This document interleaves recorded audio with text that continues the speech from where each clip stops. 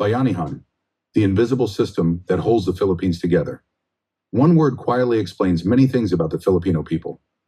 That word is Bayanihan. Many people think Bayanihan simply means neighbors helping carry a house from one place to another. The image of villagers lifting a wooden home together has become a symbol of Filipino culture. But Bayanihan is much more than that.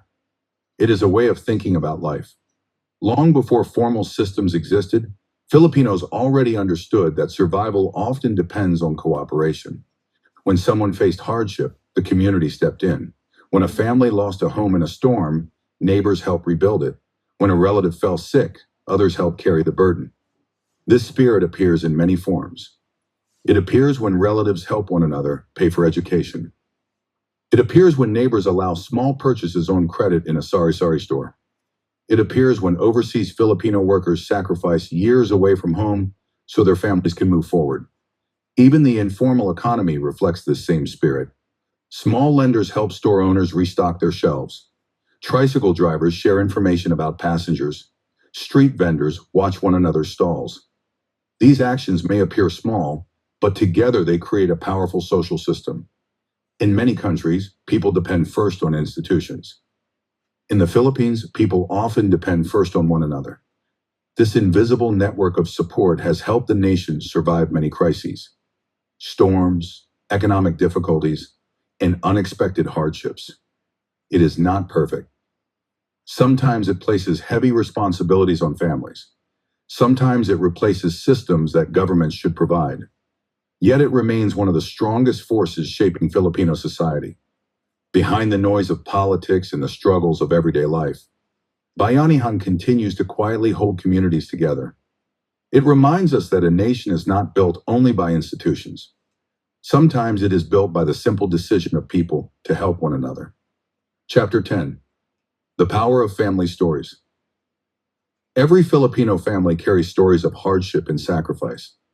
Behind every household, there are memories of difficult journeys, parents who worked long hours, grandparents who survived war or poverty, and relatives who struggled so the next generation could have better opportunities.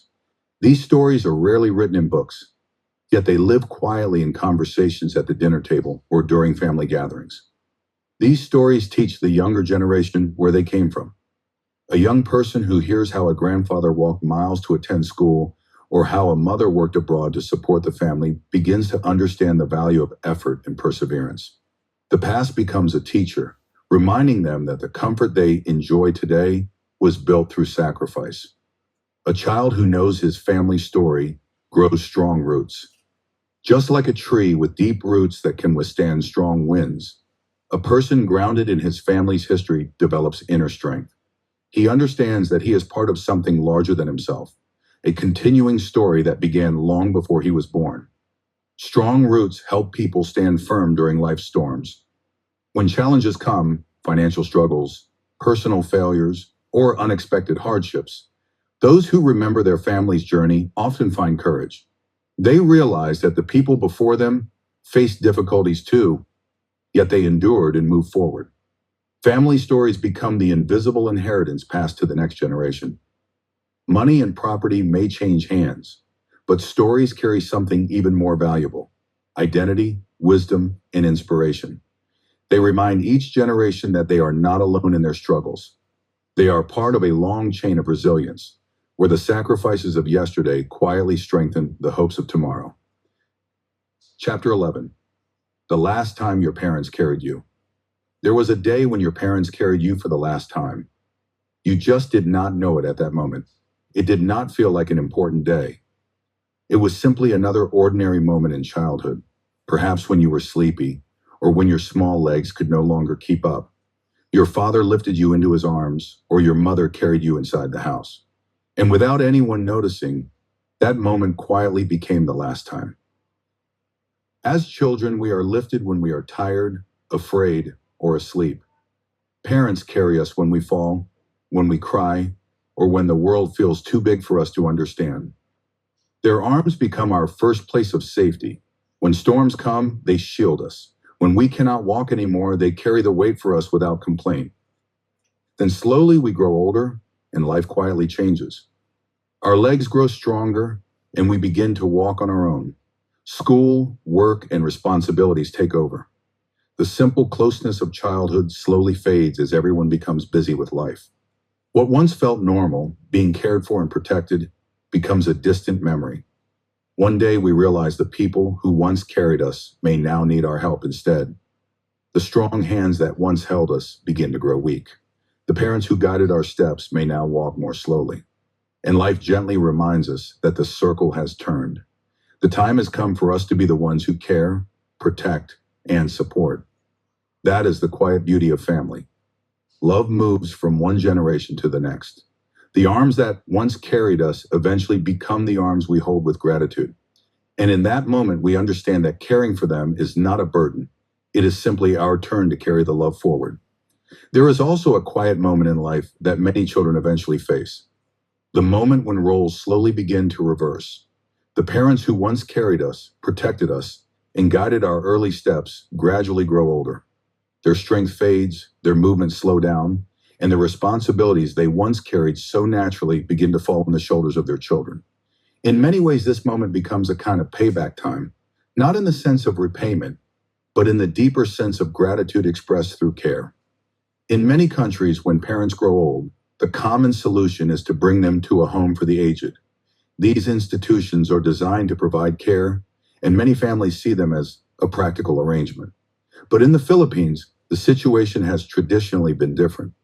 Very often it is the children, most frequently the daughters, who quietly assume the responsibility of caring for aging parents. It is not an easy duty. It demands time, patience, and sacrifice. Yet many Filipinos accept this responsibility without hesitation because they believe that caring for their parents is simply the natural continuation of family love. I witnessed this deeply in my own home. My wife always made it a point to visit her parents every week without fail.